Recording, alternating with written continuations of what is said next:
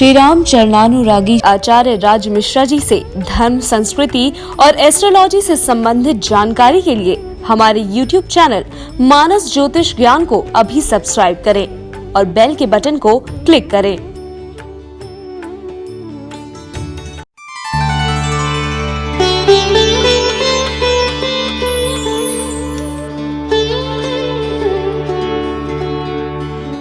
जय श्री राम। बहुत बहुत स्वागत है आपका आपके अपने YouTube चैनल मानस ज्योतिष ज्ञान में। मैं हूं आचार्य राज मिश्रा। हम सभी लोग पूजा पाठ करते हैं और अपनी अपनी मनोकामनाओं के लिए परमात्मा को प्रसन्न करने का प्रयास करता है, लेकिन हमारा जो पूजा पाठ है कई बार हमारे लिए कारगर सिद्ध नहीं होता है। जिस मनोकामना के लिए हम लोग पूजा कर रहे हैं वो हमारी मनोकामनाएं पूर्ण नहीं होती हैं, तो हम लोग परेशान होते हैं कि आखिर त्रुटि कहाँ रह गई, आखिर गलती कहाँ रह गई। हम अनेक पंडितों के पास, अनेक लोगों के पास जाते भी हैं। कई बार कम ज्ञान होने के कारण वो हमें पूरी जानकारी नहीं दे पाते हैं कि किस प्रकार का पूजा पाठ करना चाहिए, किस प्रकार की चीज़ों का प्रयोग करना चाहिए जिससे आपका लाभ हो।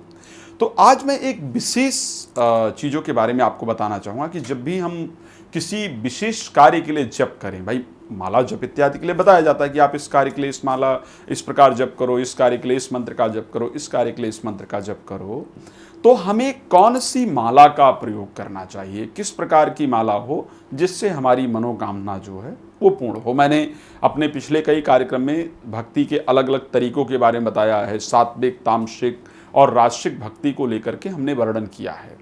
हमेशा जो आज के समय भक्ति की जा रही है वो राजसिक भक्ति की जा रही है, जो कि हम कुछ न कुछ प्राप्ति के लिए भक्ति करते हैं। और जब भी हम कुछ प्राप्ति के लिए भक्ति करते हैं तो ऐसी परिस्थिति में हमें पूरी तरह से नियमों का पालन करना चाहिए। तो आज कौन सी माला किस चीज़ की जप के लिए हो उस पर हम चर्चा करने वाले हैं। प्लीज़ अंत तक सुनिएगा, अंत में कुछ विशेष चीज़ें भी हम आपको जरूर बताएंगे।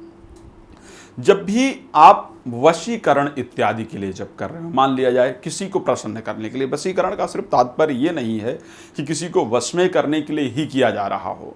घर में प्रेम बेहतर ना हो, आपस में पारिवारिक प्रेम बेहतर ना हो, उसको बेहतर करने के लिए, ऑफिस में आपका रिस्पेक्ट नहीं हो रहा है उसको बेहतर करने के लिए, आप काम करते हैं लेकिन उसके अनुसार आपको रिजल्ट नहीं मिलता है उसको बेहतर करने के लिए, प्रेम संबंध इत्यादि है उसको ठीक करने के लिए, या पति पत्नी के आपसी कलह इत्यादि है उसको ठीक करने के लिए, अगर आप वशीकरण के लिए प्रयोग कर रहे हैं, वशीकरण की पूजा कर रहे हैं, वशीकरण के लिए आपको कोई मंत्र बताया गया है कि इस मंत्र का जप करेंगे तो आपका जो संबंध है वो बेहतर होगा या वशीकरण हो जाएगा, तो ऐसे कंडीशन में किस माला का प्रयोग करना चाहिए। ध्यान रखिए, ऐसी कंडीशन में वशीकरण के लिए मोती की माला का प्रयोग या मूंगा की माला का प्रयोग, लाल मूंगे की माला का प्रयोग या मोती की माला का प्रयोग सबसे बेहतर माना जाता है। चंद्रमा मन के कारक हैं।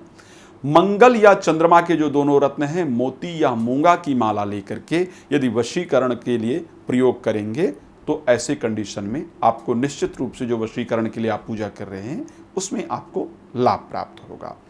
आकर्षण किसी को सिर्फ कि हमारी तरफ आकर्षित हो, सिर्फ हमारे बात को माने। आकर्षण कई प्रकार का होता है। एक है कि एक लड़का एक लड़की को आकर्षित करता है, एक लड़की एक लड़के को आकर्षित करती है, या फिर बच्चा आपकी बात नहीं मान रहा है, आप चाहते हैं कि आकर्षित हो, एटलीस्ट मेरी बात को माने, मेरी बातों को ध्यान से सुना जाए, मेरी बातों को तवज्जो दिया जाए। आकर्षण का तात्पर्य सिर्फ प्रेम संबंध, किसी को अपने बस में करना ही या किसी को अपनी तरफ ही करना नहीं होता है। आकर्षण का तात्पर्य कि यदि आपके काम पर लोग फोकस नहीं कर रहे हैं, आपके काम पर लोग ध्यान नहीं दे रहे हैं, या आपको लोग इग्नोर कर रहे हैं, आपको लोग अवॉइड कर रहे हैं, तो ऐसे कंडीशन में हम आकर्षण का प्रयोग करते हैं जिससे लोग आपको सुनना, आपको समझना, आपके काम को देखना प्रारंभ करें। तो यदि आप आकर्षण के लिए किसी प्रकार का पूजन कर रहे हैं, किसी ने बताया है कि आकर्षण के लिए आप पूजा करें, तो उस कंडीशन में गजमुक्ता की माला, गजमुक्ता जो है उसकी माला, हाथी के दांत की माला जो है उससे जब किया जाए तो ऐसे कंडीशन में आपको निश्चित रूप से बहुत अच्छा रिजल्ट प्राप्त होता है। आकर्षण की जो प्रक्रिया है जरूर बढ़ती है, आपके अंदर पॉजिटिविटी बढ़ती है, लोग आपकी बातें सुनना, आप पर ध्यान देना शुरू कर देते हैं। तो गजमुक्ता की माला यहाँ पर प्रयोग करनी चाहिए। विद्वेषण क्रिया, बहुत सारे लोग इस क्रिया को करते हैं, मैं इसको बहुत बेहतर नहीं मानता हूँ। विद्वेषण का मतलब होता है कि किसी के बीच में आपस में बैर पैदा करा देना, किसी के प्रेम संबंध को खंडित कर देना, किसी के आपस में बहुत बन रहा है तो दोनों में लड़ाई झगड़ा इत्यादि करा देना। ये बहुत अच्छी चीज़ नहीं है, मेरे हिसाब से बहुत बेहतर नहीं होता है। लेकिन क्योंकि हम चर्चा कर रहे हैं मालाओं को लेकर के, तो मुझे ऐसी परिस्थिति में चर्चा जरूर करना पड़ेगा।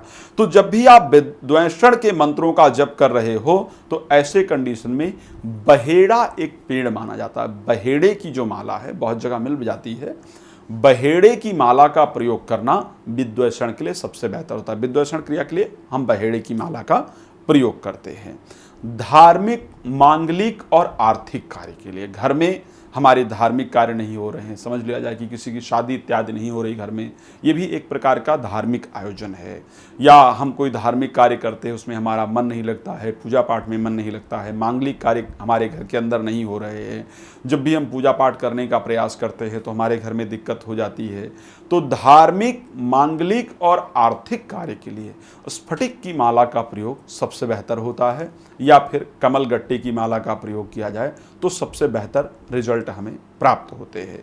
उसके साथ सभी प्रकार के, अगर देखा जाए सभी प्रकार की जो परिस्थितियां हैं, सर्व मनोकामना को पूर्ण करने के लिए, किसी प्रकार की भी हमारी मनोकामना है उसको पूर्ण करने के लिए हमें किस प्रकार, हमें रुद्राक्ष की माला का प्रयोग करना चाहिए यदि हमें सभी मनोकामनाओं को पूर्ण करना है।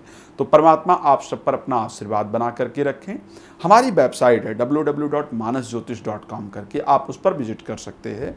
आपको बहुत सारी जानकारी वहाँ से प्राप्त हो सकती है, अनेक प्रकार के रत्न के बारे में, अनेक प्रकार के रुद्राक्ष के बारे में, आपकी दिनचर्या के बारे में, धार्मिक चीज़ों के बारे में हम नई नई चीज़ें वहाँ पर डालते रहते हैं। तो मैं चाहता हूँ आप उस पर भी विजिट करें और चीज़ों को अच्छे से देखें, समझें, और आप अगर चाहें तो संपर्क कर सकते हैं। संपर्क नंबर आपको दिखाया जा रहा है। आपका जीवन सुखमय हो, यही मेरी कामना है। जय श्री राम।